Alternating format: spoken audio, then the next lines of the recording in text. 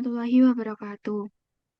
Kami di sini akan memaparkan tugas mineralogi petrologi mengenai penanganan limbah air asam tambang batubara yang disusun oleh Laira Rahmayanti NIM 114220003, Rahma Setifari Yuanita NIM 114220016, dan saya Resinda Zulfa NIM 114220014. Dan saya Hasna Fitania Putri dengan NIM 114220006. Batu bara adalah akumulasi sisa-sisa tumbuhan yang mati dan tidak sempat mengalami pembusukan secara sempurna, yang kemudian terpreservasi dengan baik dalam kondisi bebas oksigen atau anaerobik, misalnya pada bagian bawah dari suatu danau atau pada endapan atau sedimen berbutir sangat halus. Proses penimbunan terjadi bersamaan dengan pergeseran kerak bumi atau dikenal sebagai pergeseran tektonik, yang memungkinkan sisa-sisa tumbuhan terakumulasi hingga sangat dalam. Akibat penimbunan, material tumbuhan terkena suhu dan tekanan tinggi yang menyebabkan perubahan fisika dan kimiawi. Selama tahap tersebut, presentase hidrogen dan oksigen akan berkurang, sedangkan presentase karbon akan meningkat. Hasil akhir adalah suatu material yang mengandung karbon lebih dari 50% berdasarkan berat dan 70% berdasarkan volume yang kita sebut sebagai batu bara. Kemudian ada sedimentasi. Sedimentasi adalah proses mengendapnya material hasil erosi di suatu tempat tertentu. Pengendapan material dapat diakibatkan oleh air, angin, es atau gletser pada suatu cekungan yang kemudian membentuk jenis batuan baru yang dinamakan dengan batuan sedimen. Endapan-endapan yang terkumpul menjadi batuan baru terdiri dari kelompok abiotik, seperti tanah dan pasir yang berasal dari pelapukan atau pengikisan dalam jangka waktu yang lama. Kemudian ada keterkaitan batu bara dengan sedimen. Batu bara termasuk dalam kelompok batuan sedimen karena terbentuk dari proses pengendapan sisa-sisa tumbuhan yang terkubur dalam lapisan tanah selama jutaan tahun. Sisa-sisa tumbuhan tersebut mengalami proses diagenesis dan nitrifikasi menjadi gambut. Kemudian melalui proses metamorfosis yang disebut batuan sedimen metatrasit, batu bara, dan batuan sedimen karbon. Seiring dengan proses litifikasi dan metamorfosis tersebut, kandungan karbon pada sisa-sisa tumbuhan tersebut semakin meningkat sehingga menjadi batu bara yang memiliki kandungan karbon yang tinggi. Oleh karena itu, batu bara termasuk dalam kategori batuan sedimen. Kemudian ada air asam tambang. Salah satu permasalahan yang terjadi pada saat penambangan batu bara adalah masalah air asam tambang, yaitu air hujan atau air tanah yang tercampur dengan batuan yang mengandung sulfida tertentu yang ada di dalam batu bara, sehingga air tersebut bersifat sangat asam dan biasanya mengandung zat besi serta mangan dengan konsentrasi yang tinggi. Selain itu, pada saat penambangan air tanah atau air hujan yang terkumpul di dalam kolam tambang selain bersifat asam juga seringkali mengandung zat padat tersuspensi atau suspended solid dengan konsentrasi yang tinggi. Dalam penambangan batu bara, timbulnya potensi pengasaman sebagian besar terjadi karena adanya mineral sulfidapirit dan markasit.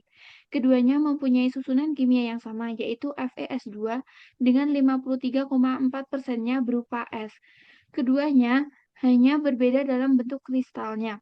Di antara batuan sedimen yang mengandung lapisan batu bara, terdapat juga lapisan-lapisan batuan yang memiliki potensi tinggi untuk menghasilkan air asam batuan. Dampak penambangan terhadap lingkungan.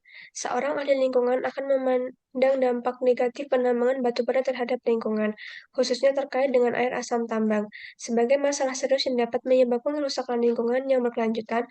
Berikut adalah beberapa dampak negatif penambangan batu bara terhadap lingkungan yang dapat dilihat dari perspektif seorang ahli lingkungan terkait dengan air asam tambang.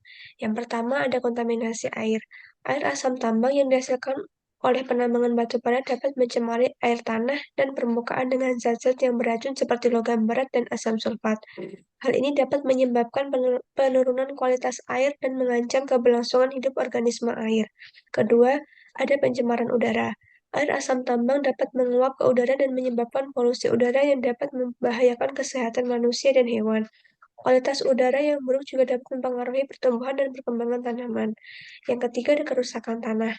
Air asam tambang yang tergenang di permukaan tanah atau mengalir di dalam tanah dapat merusak kualitas tanah dan menurunkan produktivitas pertanian. Hal ini dapat mengakibatkan kerusakan ekosistem dan hilangnya habitat flora dan fauna. Yang keempat, ada dampak jangka panjang. Air asam tambang tidak hanya memiliki dampak negatif pada lingkungan di sekitar lokasi penambangan, tetapi juga dapat mencemari wilayah yang jauh dari lokasi tersebut melalui aliran air tanah dan sungai. Dampak ini dapat terjadi selama bertahun-tahun setelah penambangan selesai dan dapat menyebabkan kerusakan lingkungan yang berkelanjutan. Seorang ahli lingkungan akan melihat dampak negatif air asam tambang sebagai salah satu masalah yang harus diatasi dengan ketat.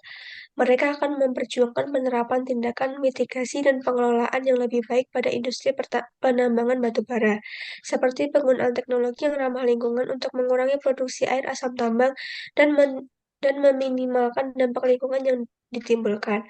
Selain itu, ahli lingkungan akan mendorong penerapan tindakan pengendalian dan rehabilitasi lingkungan setelah penambangan selesai untuk memastikan bahwa lingkungan dapat dipulihkan dan dipelihara dengan baik.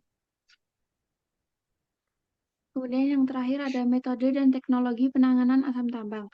Ada beberapa metode dan teknologi penanganan air asam tambang yang dapat digunakan untuk mengurangi dampak negatif dari air asam tambang yang dihasilkan oleh penambangan batu bara. Berikut adalah beberapa contohnya. Yang pertama ada pengendalian pH. Salah satu metode penanganan air asam tambang adalah dengan pengendalian pH air tambang agar tidak mencapai tingkat yang sangat asam. Hal ini dapat dilakukan dengan menambahkan bahan kimia yang dapat menetralkan asam, seperti kapur atau soda kue. Teknologi yang digunakan untuk pengendalian pH meliputi in situ alkalinity degeneration atau ISAG dan CO2 injection. Yang kedua ada pemurnian kimia. Metode pemurnian kimia dapat digunakan untuk menghilangkan kontaminan dalam air asam tambang dengan menambahkan bahan kimia tertentu. Teknologi yang digunakan meliputi precipitation, geoprecipitation, adsorption, ion exchange, dan membrane filtration. Yang ketiga ada oksidasi dan reduksi teknologi. Oksidasi dan reduksi dapat dilakukan untuk menghilangkan zat-zat kimia yang berbahaya dalam air asam tambang. Contoh teknologi yang digunakan meliputi electrochemical oxidation, advanced oxidation, dan zero valent iron reduction. Yang keempat, ada bakteri bioremediasi. Metode bioremediasi dapat digunakan untuk mengurangi kadar zat-zat kimia berbahaya dalam air asam tambang dengan menggunakan mikroorganisme yang dapat menguraikan zat-zat tersebut. Contoh teknologi yang digunakan meliputi sulfate reducing bacteria, iron oxidizing bacteria, dan heterotrophic bacteria. Yang terakhir atau yang kelima ada reverse osmosis. Reverse osmosis atau RO adalah metode pemisahan molekul yang dapat digunakan untuk memurnikan air asam tambang. Teknologi ini bekerja dengan memaksakan air melalui membran semipermeable yang memisahkan zat-zat kimia dan kontaminan dari air.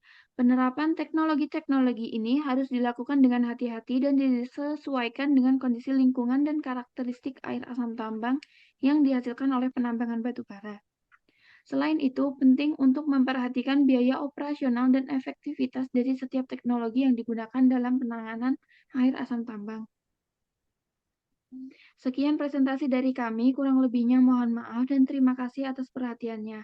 Wassalamualaikum warahmatullahi wabarakatuh.